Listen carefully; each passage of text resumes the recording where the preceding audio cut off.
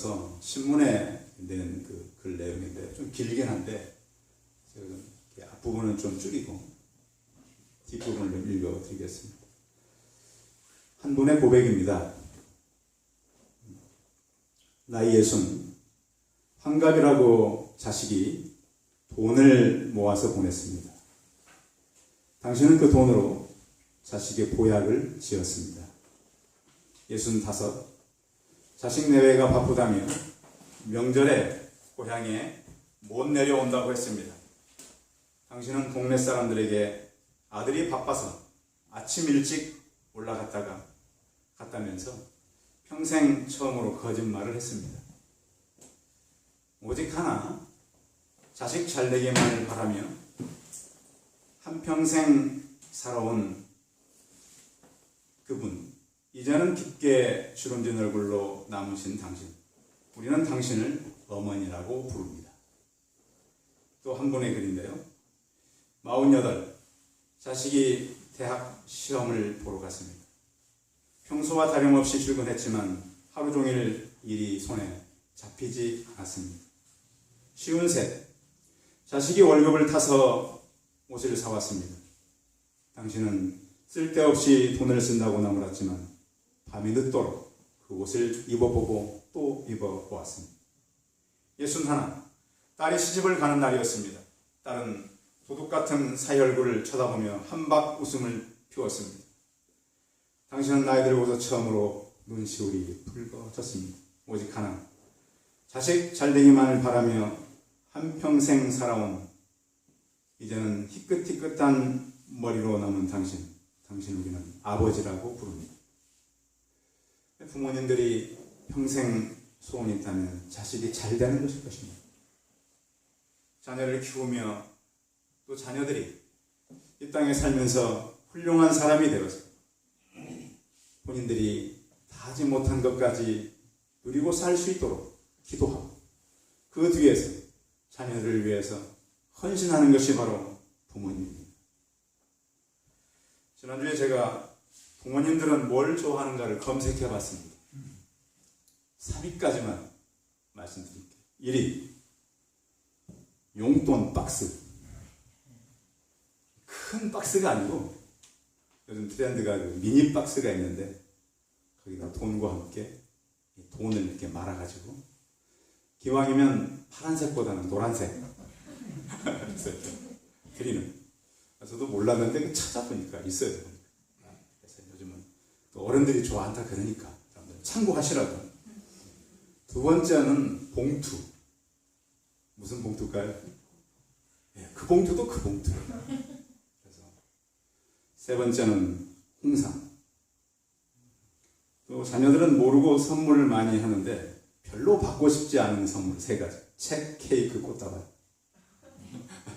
그런 것보다는 제가 앞서 말씀드린 것을 받기를 좋아하신다.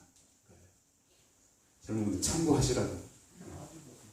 카드도 괜찮다 그러니까.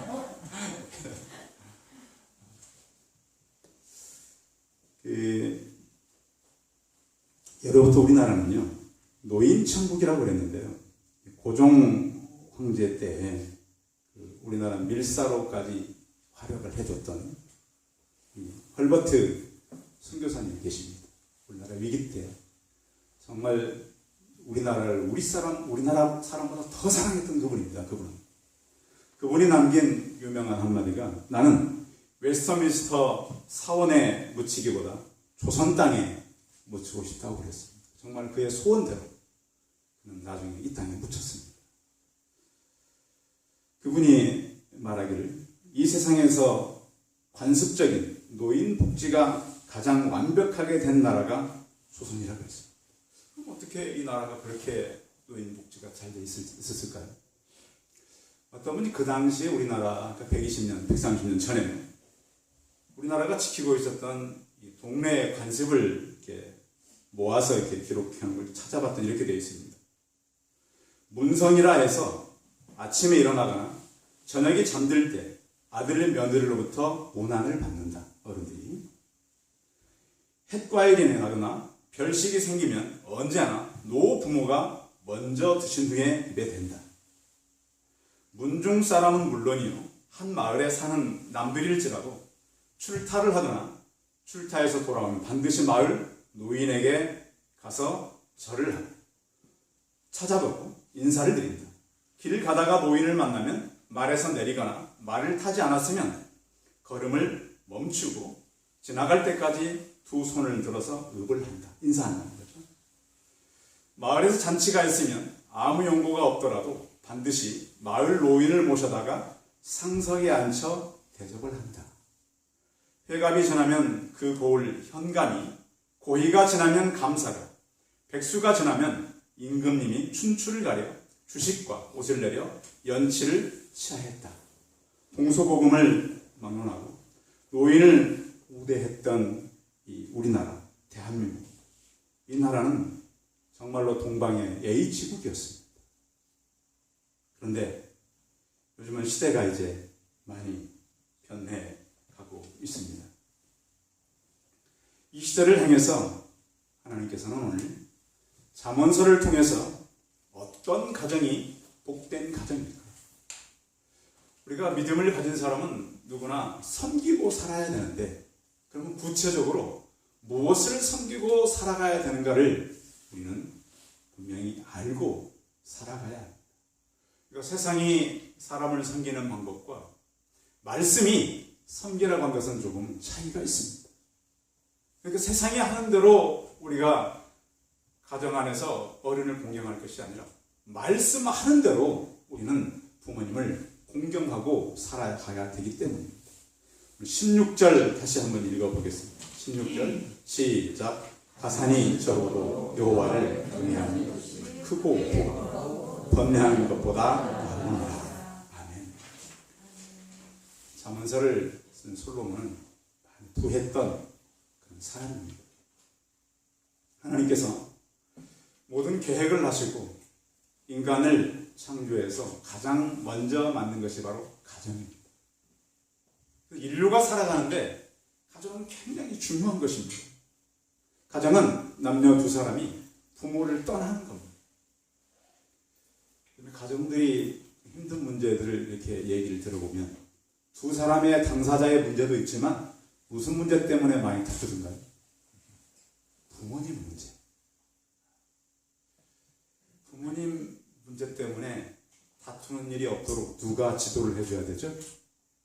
부모님이 지도를 해줘야 돼요.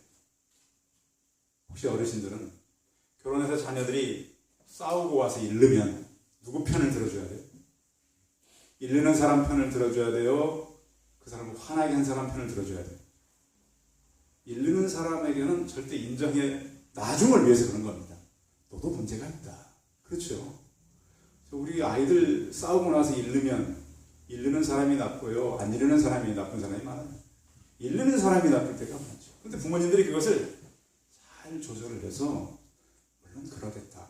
그렇지만 너에게도 문제가 있다. 꼭 이렇게 이게 주셔야 되는 이유가 이들이 부모를 떠나서 독립해서 애정과 책임감을 수반해서 육체적으로 인격적으로 완벽한 하나가 이루어져야 하기 때문에 그런 것입니다. 가정은 교회라는 공동체가 형성하기 이전에 형성된 가장 핵심적인, 그러니까 사람이 살아가는데 가장 핵심적인 단체가 바로 가정이에요. 그러니까 학교 가서 뭐 공부 잘하고 교회 안에서 봉사 잘하고 직장 안에서 아무리 그 사람이 많은 어떤 수익을 올린다 할지라도 가정에서 잘하지 못하면 그 사람의 삶은 잘못됐다는 거예요. 여러분 잘 들으시기 바랍니다. 우리 가장들 회사 가서는 인정받고 학교 가서 뭐 공부 잘하고 학생들도 문제는 가정 안에서 화목을 잘 이뤄야 돼요. 그렇다고 제가 잘하는 건 아니에요. 저도 부족하고 저도 참 그 가정 안에서 문제가 많지만은 중요한 것은 우리가 어디서 잘해보자고요? 가정 안에서 잘해보자는 거. 가정 안에서. 우리는 다 문제가 많아요. 문제 없는 사람은 아무도 없어요. 그러나 우리 할 수만 있으면 가정에서 잘해보려고 해야 돼요. 중요한. 그런데 가정이 어떤 곳이냐? 여호와를 경외하는 곳이라는 거. 시편 128편 1절에서 3절 보면 여호와를 경외하며 그의 길을 걷는 자마다 복이 있도다. 내가 내 손으로 수고하는 대로 먹을 것이라 내가 복되고 형통하리라. 내 집안에 있는 내 아내는 결실한 포도나무 같으며 내 식탁에 둘러앉은 자식들은 어린 감람나무 같으리로다. 그랬습니다. 여기서 하나님을 경외한다고 하는 것은 두려워한다는 뜻이 있어요. 하나님 두려워한다. 그런데 거기에서는 도망치거나 하나님을 어려워한다는 그런 부정적인 두려움, 경외의 말이 아니라 존경심을 가지고 적극적으로 다가가는 우리 그런 경우 있잖아요.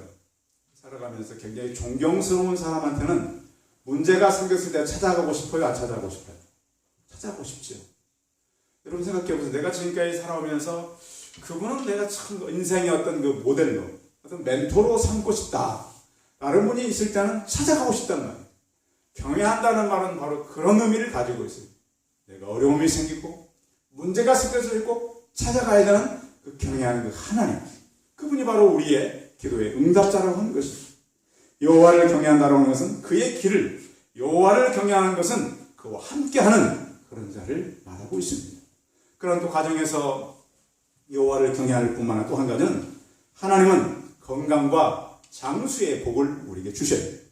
시편 128편 5, 6절에 보면 여호와께서 시온에게 내게 복을 주실지어다. 너는 평생에 예루살렘의 번영을 보며 내 자식의 자식을 볼지어다. 성도 여러분, 자식의 자식을 꼭 보시기 바랍니다. 이것은 장수의 복이죠. 하나님께서 우리에게 축복한 대로 아브라함에게 창세기 15장 15절에 보면 너는 장수하다가 평안히 조상에게 돌아가 장사될 것이요 그랬습니다.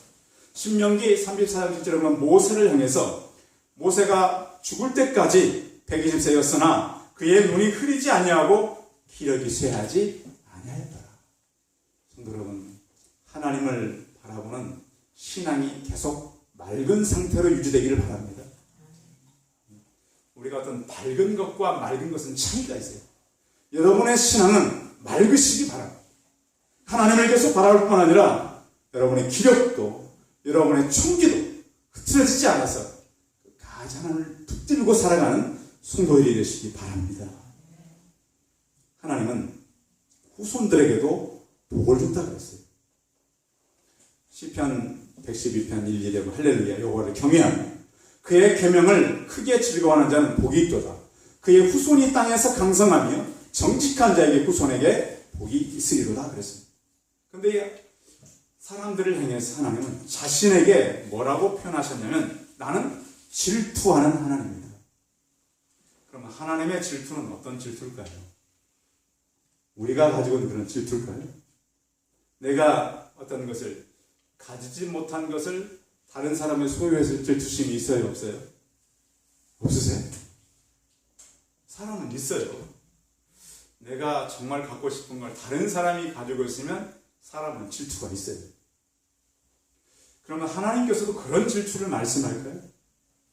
여기 질투라고 하는 말은 히브리의 말의 뜻은 뭐냐면 우리가 생각하는 그런 질투와 완전히 다른 원래는 내 소유였는데 그것을 빼앗겼을 때 나타나는 그런 거라는 거예요. 예를 들면 이런 거죠. 여러분 자녀들도 사랑하시죠? 누가 내 자녀를 납치해다가 자기 종을 삼고 있어요. 근데 어느 날 보니 그걸 발견했어요. 그럼 부모가 어떻게 하겠어요? 그 부모. 자식을 두겠어요? 쟤는 어떻게 내 자식이지만 저렇게 운도 없고 저렇게 재수가 없어서 저렇게 남의 종이 됐네. 그렇게 하고 보고 있을 거예요? 얼마 전에 그런 일이 있었어요. 딸이 집 앞에서 막 비명을 질렀어요. 그 소식을 자다가 아버지가 들었어요. 집에 가지고 있는 죽도를 가지고 가서 막 그 사람 둘게 막 팼어요. 그 사람이 죽도로 때렸다고 신고했는데 무죄. 정당 방위. 아시죠? 왜? 자기 자식이 다른 사람한테 맞고 비명을 지르는데 집에 그냥 가만히 있을 저 같으면 어떻게 했을까요? 그냥 야구방망이 가지고 나갔을까요? 부모는 그럼 이게 바로 질투라는 거예요. 질투. 하나님의 질투는 내 백성이 우상을 섬기거나 내 백성이 다른 사람의 종이 되는 걸 그렇게 싫어하셔요. 그렇게.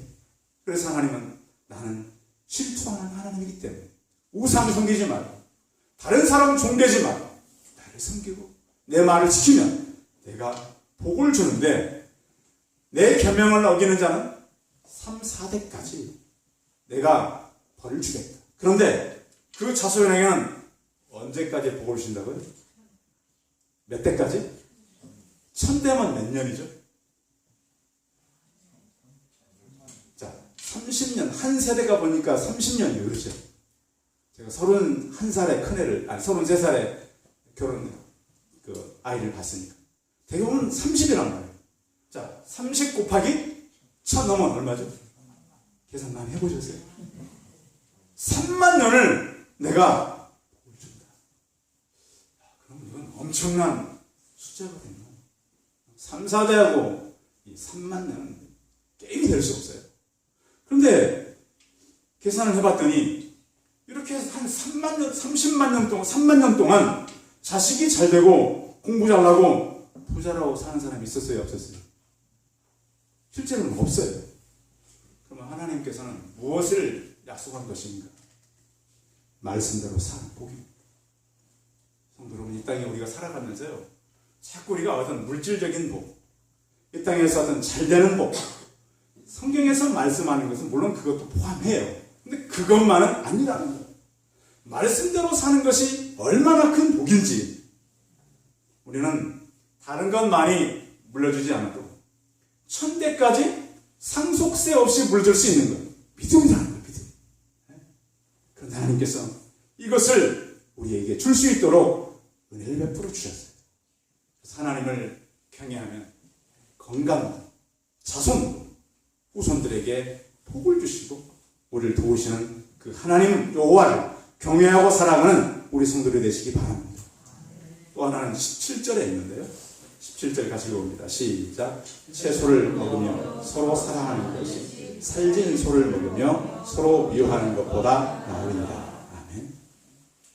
에베소서 6장 2절에 보면 내 아버지와 어머니를 공경하라. 이것이 약속 있는 첫 계명이니 이는 내가 땅에서 잘되고 장수하리라. 그랬습니다. 자, 우리 모세가 십계명을 하나님께로부터 받았는데 뭘로 받았죠?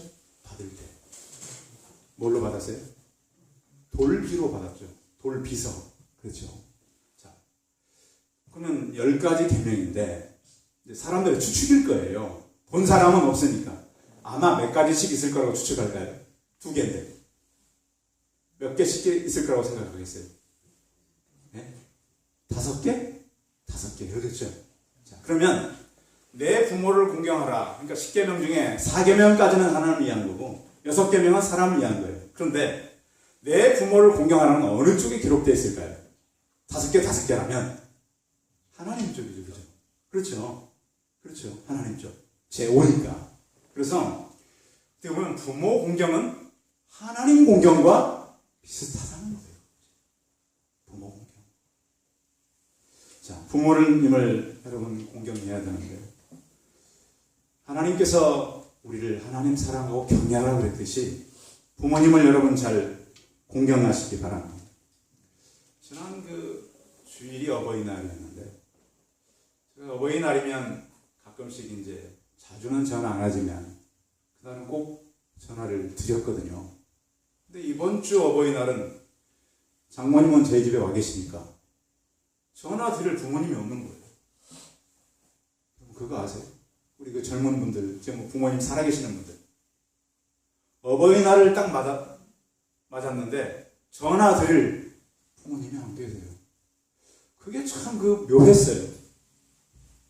그리고 또 하나는 이제는 좋은 일이 있어도 가장 먼저 전화 드릴 사람이 없어졌구나. 여러분 기쁜 일 있고 좋은 일 있으면 누구한테 가장 먼저 전화 드리십니까? 부모님이잖아요. 그리고 부모님만큼 내가 좋아하는 일을 기뻐해 줄 사람은 없어요. 일단. 근데 그런 분이 이제는 없구나. 그런 생각이 밀려오니까 좀 마음이 허전했어요. 우리 젊으신 분들 부모님 계실 때 더 전화드리고 찾아뵙고 아쉬움이 물론 떠나시고 나면 남는 건 아쉬움밖에 없어요. 어르신들 다 느끼시는 거예요. 보내고 나면 그때 좀 한 번 더 찾아가요. 저도 그랬거든요. 둘째가 학교를 가서 찾아가야 돼요. 그리고 있는데 떠나시고. 그래서 이렇게 될 줄 알았으면 좀 더 찾아가고 전화를 드릴 걸. 이제는 번호만 남아있지 받을 사람이 없고. 근데 이 말세의 징조가 어떤 거죠? 디모데후서에 보면 말세의 징조에 대해서 이렇게 말씀해요. 내가 이것을 알라. 말세에 고통하는 때가 이르니 사람들은 자기를 사랑하며 돈을 사랑하며 자격하며 교만하며 회방하며 부모를 거역하며 감사치 아니하며 거룩하지 아니하며 무정하며 온통을 풀지 아니하며 참소하며 절제하지 못하며 사나우며 선한 것을 좋아하지 않는다 그랬습니다. 그러니까 말세 현상이 부모를 거역하는 거예요. 그런 세상에 대해서 너무 물질적이거나 너무 우리가 이기적이거나 아니면 육체적으로 가지 않기를 바랍니다. 성경에는 모범적인 가정이 여러 가정이 나와 있습니다. 노아의 가정이 구원의 가정으로서 어떻게 살아야 하는지, 아브라함의 가정이 구원받은 가정을 어떻게 살아가야 되는지, 룻의 가정이 어머니를 어떻게 모셔야 되는지, 고넬료 가정을 통해서 우리가 가족들과 우리 친척들을 어떻게 구원해가고 살아야 되는지를 우리에게 말씀하셨어요. 또한 가족 사랑은 예수님께서 만들어주신 새로운 가족관이에요.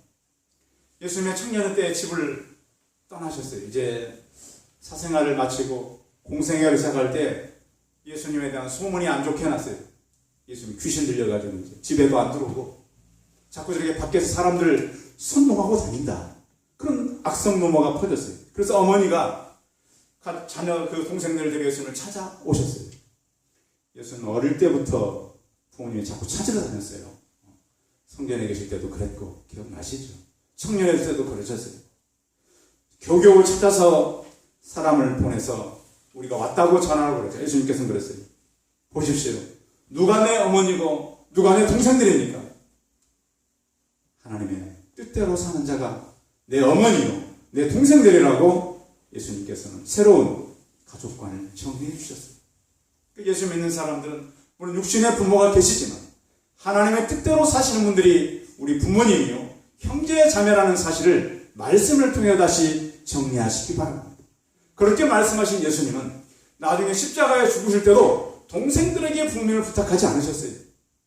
누구에게 부탁했죠? 제자 요한에게 부탁했어요. 동생들도 많았어요. 근데 보라 내 어머니시라 이렇게 부탁을 하고 하셨답니다. 성경에 보면 우리 교회가 어른들에게 잘 해야 된다는 그런 마음을 가져요.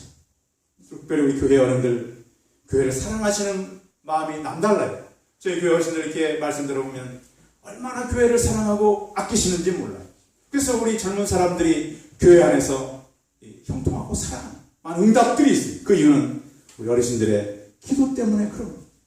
그래서 우리도 어른들을 잘 공경하고 부모님들을 사랑하고 살아가는 성도들이 다 되시기 바랍니다.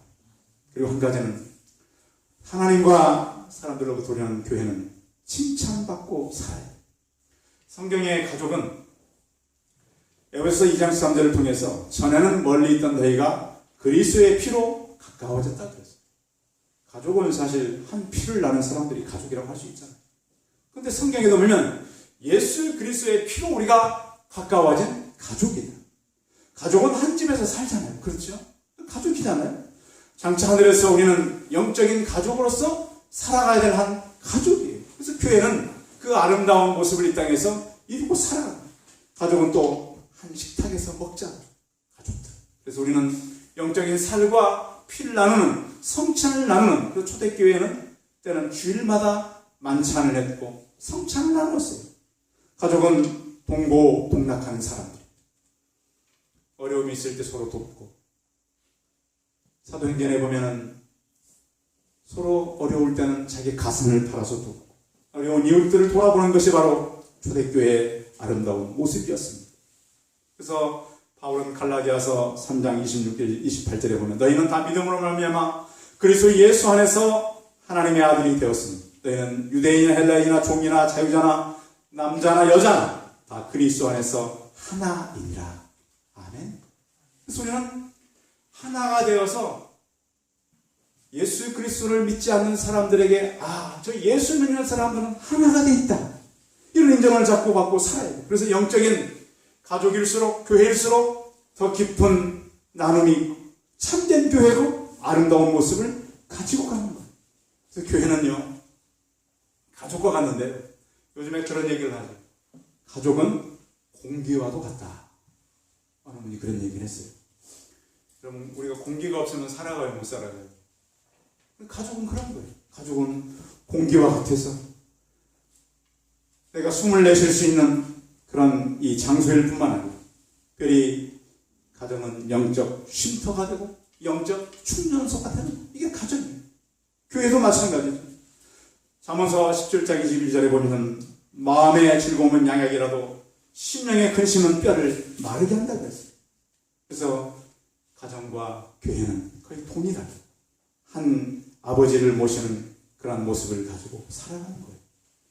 또한 이웃뿐만 아니라 주변 사람들에게도 우리는 화목해 가야 됩니다.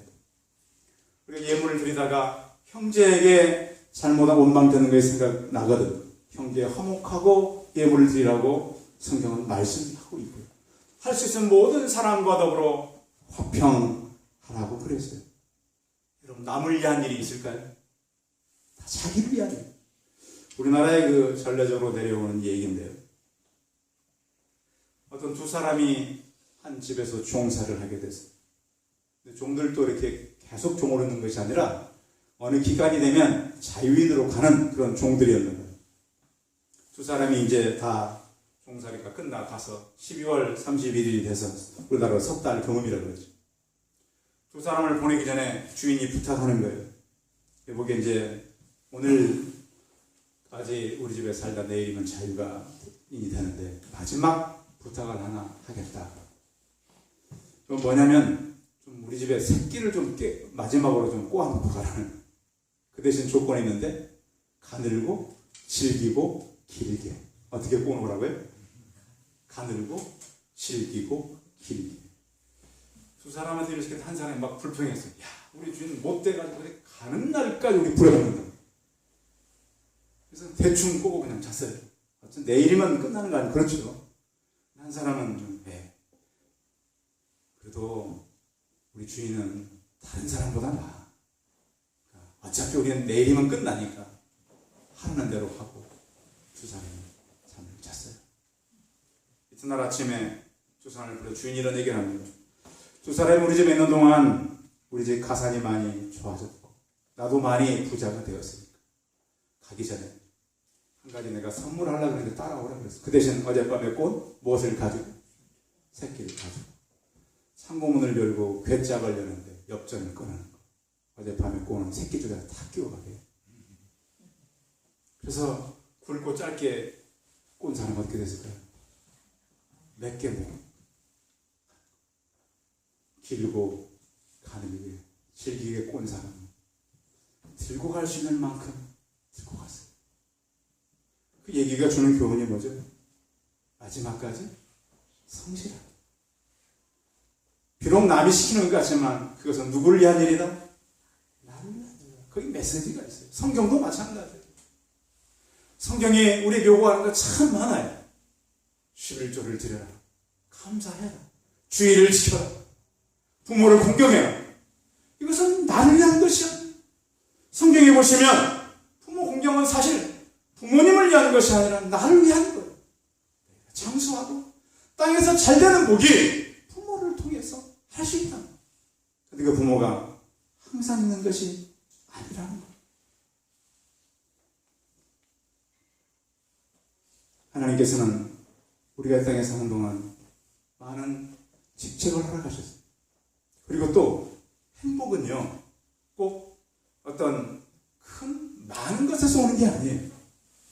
많은 사람들이 요즘은 행복을 자꾸 자기가 만들려고 그래요. 이러면 행복하지 않을까? 그런데 그럴수록 가질수록 할수록 사람은 공허해진다는 거예요. 왜 그럴까요? 여러분 보세요. 성공한 사람들이 더 공허해지는 거예요. 왜 그럴까요? 사람은 그렇게 돼 있어요. 그래서 사람은요, 성경에 보면 하나님 사랑과 이웃 사랑이 없는 사람들은 공허해질 수밖에 없어요. 다 사라지는 거예요. 그럴 때 이럴 때 참 이게 사회적으로 질병 때문에 어려운데 기독교인들은 이타적인 생각을 가져야 된다는 거죠. 사람은요, 많이 가지고 또 어떤 목표가 크다 그래서 만족을 느끼는 게 아니에요. 어느 심리를 연구하는 사람이 이런 일을 했다 그럽니다. 하루 나가서 일당 5만 원을 버는 사람한테 이런 제의를 했어요. 내가 하루 10만 원 줄 테니까 몇 배죠? 배죠, 그죠? 배인데 그 대신 일을 하되 왜 일을 시키는지는 묻지 말고 시키는 것만 하는 게 조건이에요. 조건. 무슨 일을 시켰냐면 공터에다가 깊이는 1m, 넓이는 30cm, 한 50cm 정도. 그래서 그 땅을 계속 파는 거예요. 그냥 그것만 하는 거예요. 그것을 하는데 그 시간이 거의 한 5일이 걸렸어요. 그 넓은 터니까. 끝나니까 다시 메꾸십시오. 그리고 이제 계속 그 5만 원, 아니 그 약속한 10만 원을 받는 거죠. 그죠? 근데 좀 하다가 보니까 다시 또 그 일을 하라고 그러는 거예요. 계속 파고 묻고 파고. 이 사람이 했을까요? 때려쳤을까요? 때려치고 다시 5만 원짜리로 갔어요.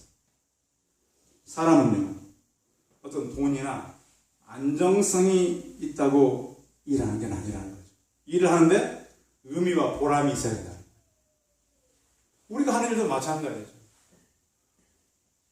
하나님 경외하고 부모 공경하고 내 주변 이웃 사랑하는 것. 그게 무슨 의미와 보람이 있는가? 성경의 사람들은 다 고난의 사람들인데 그 많은 고난을 받으면서도 감사하게 살았어요. 그들은 고난을 받았지만 고난 속에서 하나님을 만나고 하나님 안에서 형통하게 살았어요. 행복에 관해서 우리는 다시 생각을 해봐야 되는데 행복은 만드는 것이 아니라 주어지는 거예요. 여러분 행복을 요즘은 자꾸 만들려고 그러죠. 여러분 젊은 사람들 행복을 해서 이벤트만 해요. 이벤트가 행복하게 만들까요? 그렇죠. 이벤트 없어요. 저희 때도 이벤트 별로 없어요. 요즘에는 보니까 특히 젊은 사람들을 사귀는데 이벤트 참 많이 해요. 그렇다고 가정이 더 건강해지는 것도 아니에요.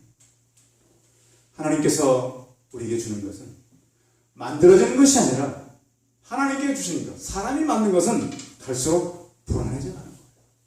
또 우리가 사는 시대는 굉장히 영적인 비만의 시대를 살아가요. 말씀 참 많이 읽고요. 큐티를 많이 하는 세대. 그런데 그것이 사람을 건강하게 만들지 못해요. 왜 그럴까요? 실천이 부족해요. 그러니까 말씀을 많이 듣고 말씀을 읽고 큐티도 많이 하지만 실천까지 못 가요. 부모 사랑, 이웃 사랑. 빌립보서 2장 5절 이후에 보면 너희 안에 이 마음을 품으라 곧 그리스도 예수의 마음이니 그 마음을 품어야 된다. 그는 근본 하나님과 번째시나 하나님과 동등됨을 취할 것으로 여기지 아니하시고 오히려 자기를 비어 종의 형체를 가지사 사람들과 같이 되셨고 사람의 모양으로 나타나사 자기를 낮추시고 죽기까지 복종하시니 곧 십자가에 죽으심이라 그랬습니다. 믿음 안에서 섬김은 많은 실천을 요구하는 것입니다. 여러분은 어떤 현장에 살아갑니까? 성경은 하나님을 경외하고 가정 안에 서로 사랑하며 사는 것이 소를 먹으며 서로 위하는 것보다 낫다라고 말씀하고 있습니다. 성도님들 원하기는 가정 안에서 하나님 경외하십시오. 부모 공경하시고 이웃 사랑하는 섬김의 장소가 여러분의 삶의 현장이 되기를 주님의 이름으로 축원드립니다. 기도하겠습니다. 살아계신 하나님, 성경은 우리에게 하나님을 경외하고 또 가정을 사랑하며 이웃을 사랑하라고 말씀하고 있습니다. 하나님, 우리는 행복이 우리가 만들어지는 것이라고 생각합니다. 행복은 하나님께로부터 부어지는 것이요 주어지는 것입니다. 말씀을 따라 살아갈 때 이 모든 것은 덤으로 받게 됩니다. 말씀에 대한 실천이 우리는 참 부족합니다. 오늘 함께 우리가 이 5월 한 달을 보내고 특별히 부모님들 살아계실 때 부모님을 공경하고 효도하는 저희 교회 모든 성도들이 다 되게 하시고 하나님을 공경하고 살아가는 우리가 되게 하여 주옵소서. 우리 주 예수 그리스도의 이름으로 하나님 아버지의 원하신 사랑과 성령의 교통하심이 하나님을 경외하고 가정과 이웃을 사랑하고 믿음으로 섬기기를 소원하는 우리 성도들의 머리머리에 그들의 가정과 자녀들과 일터와 사업터 위에 이제부터 영원토록 함께 있을지어다. 아멘.